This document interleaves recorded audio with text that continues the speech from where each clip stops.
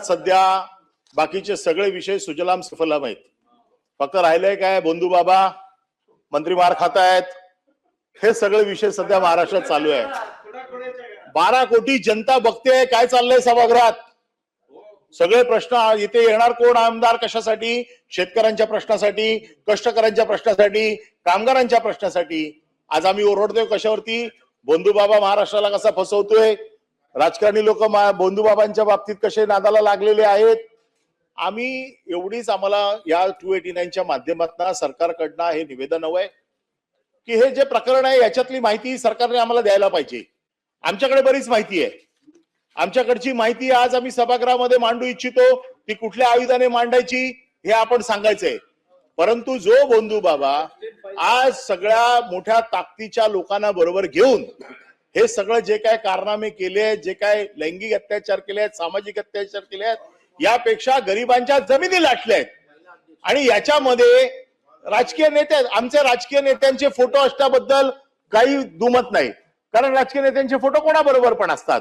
परंतु त्याच्याशी आर्थिक संबंध, त्याच्याशी वेगवेगळ्या प्रकारचे हितसंबंध, त्याच्या दुष्कृत्यात सहभागी, त्याच्यासाठी फोनवरला दबाव, या सगळ्या गोष्टीला आमचा विरोध आहे. आणि म्हणून महाराष्ट्राच्या राजकारणात ही एप्स्टीन फाईल जी नवीन निघालेली आहे याच्या बाबतीत सरकारचं काय धोरण आहे ते आम्हाला कळलं पाहिजे.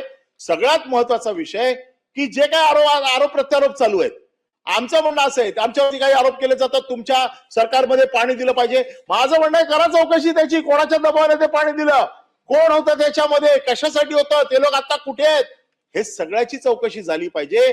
परंतु या सगळ्याची चौकशी करून या बुवाच्या बाबतीमध्ये काय काय धागेदोरे कुठपर्यंत गेलेले आहेत याची सभापती आपण दखल घेऊन या विषयावरती चर्चेला आम्हाला परवानगी द्यावी आणि या विषयाची सविस्तर चर्चा अधिवेशन संपण्याच्या अगोदर आपण घडवून आणावी. ती कुठल्या आयुधाच्या माध्यमातून आपण घडवून आणणार ते आपण सभागृहाला सांगावं, जेणेकरून मग जे काय आमच्याकडे जी काय माहिती आहे ती सभागृहाच्या पटलावर आम्ही ठेवू, आपल्या समोर मांडू आणि मग आपण त्याच्या बाबतीत योग्य तो निर्णय द्यावा. पॉइंट ऑफ इन्फॉर्मेशन सत्यजित तांबे. सभापती महोदय, दोन्ही सूचना मी माझ्या दालनामध्ये अमान्य केलेल्या आहेत. त्यातून आपलं निवेदन आलेलंच आहे आता पटलावरती. त्या संदर्भामध्ये मंत्री महोदय दादा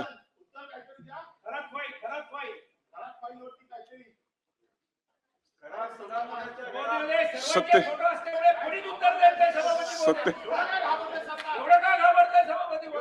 उदय सामंत. सभापती महोदय सन्माननीय बसा जरा आपण बसा. उदय सन्माननीय सरकारच्या वतीने उदय सामंत. सन्माननीय अनिल परब साहेबांनी जो मुद्दा या ठिकाणी मांडला त्याचं निवेदन केलं जाईल. पण सचिन भाऊ, तुम्ही फोटोवर आला होता, तुम्ही तुमच्या मागे जे बसतात त्याचा पण त्यांचा फोटो आहे, ऐका ना. त्याच्यामुळं फोटो हा कोणी कोणाबरोबर काढू शकतो. त्याच्या कृत्याला कोणी समर्थन केलेलं नाही, त्याच्या कृत्याचं समर्थन कोणी करणार नाही.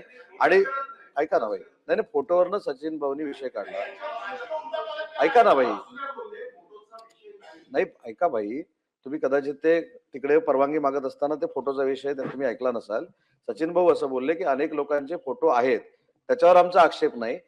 फोटो हे कोणी कोणाबरोबर काढू शकतो, त्याच्यावर आक्षेप असण्याचं काही कारण नाही. पण अशा कृत्याचं समर्थन सरकार करणार नाही, ही भूमिका मुख्यमंत्र्यांची आणि उपमुख्यमंत्र्यांची आहे आणि त्याच्यावर निवेदन केले जाईल.